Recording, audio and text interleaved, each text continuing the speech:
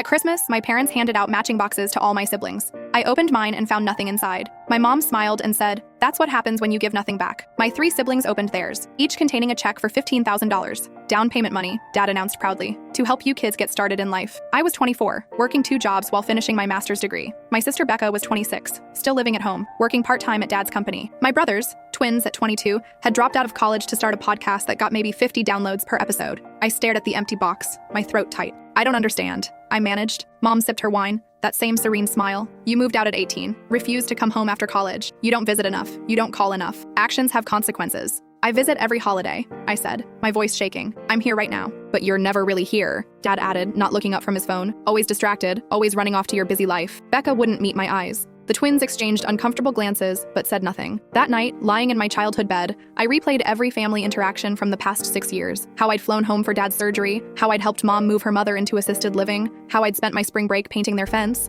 Then I remembered what I'd missed. Dad's retirement party, because I had final exams. Mom's book club presentation, because I was working a double shift to pay rent. Becca's birthday dinner, because I'd had the flu. I'd prioritized survival over performance. And that, apparently, was unforgivable. The next morning, I packed my bag and left before anyone woke up. But instead of going home, I drove to my grandmother's house, the one my parents had moved her out of 2 years ago. Grandma Wren hugged me at the door, her sharp eyes taking in my puffy face immediately. "Let me guess," she said. "The Christmas gifts happened." I stared at her. "You knew?" She led me to her kitchen table, poured us both coffee. "Your mother did the same thing to me 30 years ago. Said I didn't contribute enough to the family. Cut me out of events. Made me feel like I was invisible unless I was useful." My hands trembled around the mug. "Why didn't anyone warn me? Would you have believed them?" Grandma asked gently. "Or would you have thought you could be different? That you could somehow earn what they were never going to give?" She was right. I thought if I just tried hard enough, proved my worth, they'd see me as more than a supporting character in their lives. "Here's what you need to know," Grandma said, pulling out a worn folder. "Your parents have been planning this for months. They've told the whole family you've been neglectful. They're building a narrative." Inside the folder were printed emails, text message screenshots,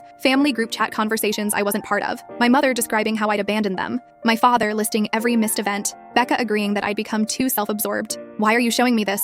I whispered. Grandma's jaw tightened. "Because I have cameras in that house. Security system they don't know about. And I've been documenting everything they've said about you when they thought no one was listening." She pulled out her laptop and opened a folder labeled Truth. What I saw made my blood run cold. Hours of footage. My parents laughing about how the empty box would devastate me, planning which relatives to turn against me first, discussing how they'd use my isolation to control my siblings better. "They're doing this to keep the others in line," Grandma explained. "You're the example. The warning of what happens when you choose independence." My phone buzzed. A text from Becca. "Mom says you left without saying goodbye. Really mature." I looked at Grandma, then at the evidence on her screen. "What do I do with this?" I asked. She smiled, sharp and knowing. "That depends. Are you ready to burn it all down?" I couldn't fit what happens next in this short video. Watch the rest down below.